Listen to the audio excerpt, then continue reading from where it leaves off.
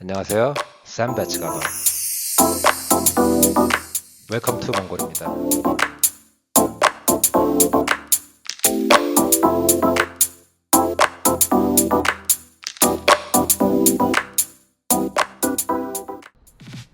몽골 하면 가장 먼저 어떤 게 떠오르시나요?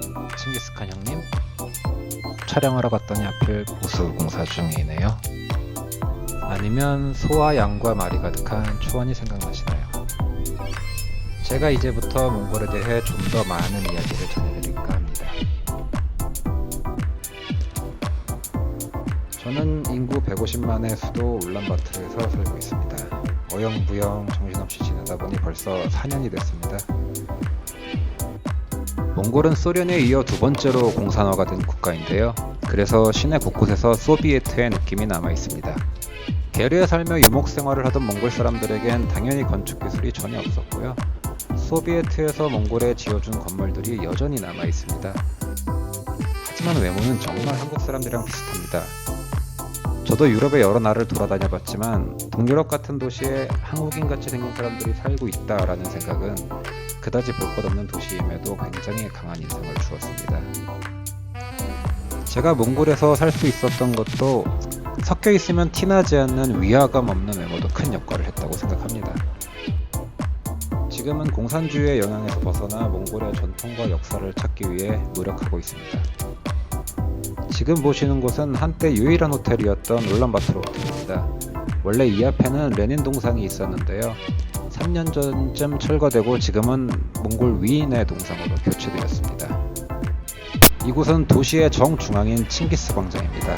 원래 이름은 독립영웅의 이름을 딴 수후바트르 광장이었는데요. 이분 역시 공산주의자였고 이에 몽골의 가장 위대한 영웅의 이름으로 교체된 상태입니다. 지금은 오히려 곳곳에서 한국을 찾아볼 수 있습니다. 이곳은 가장 번화가라고 할 수 있는 서울거리 입구입니다. 여기 말고도 중구거리, 남양주거리도 있습니다. 가장 많은 외국 음식 식당은 한국 식당이라고 말씀드릴 수 있고요. 곳곳에 한글, 한국 음식, 한국 브랜드를 쉽게 찾아볼 수 있습니다. 영어보다는 한국어로 말하는 게 의사소통이 더 쉬울 정도로 한국어를 아는 사람들이 굉장히 많습니다. 한국말을 잘 못하더라도 간단한 인사나 욕은 다들 할 줄 알더라고요. 걸어 다니실 때 한국말 조심해서 하셔야 됩니다. 거짓말 조금 못해서 4명 중 1명은 한국말을 할 정도입니다. 비행기로 4시간이면 올 수 있는 가깝지만 먼 나라.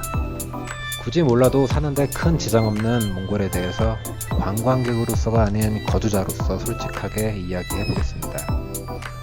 원래는 주로 사진을 찍습니다. 비디오 편집은 거의 처음인데 역시 생각했던 것만큼 손이 많이 가는 작업이네요. 제가 그동안 찍은 사진을 보고 싶으신 분들은 아래 링크로 가시면 보실 수 있습니다. 몽골에 대해서 난 이게 알고 싶다 하시는 분들은 언제든지 알려주세요. 그럼 다시 찾아뵙겠습니다. 빠이시떼.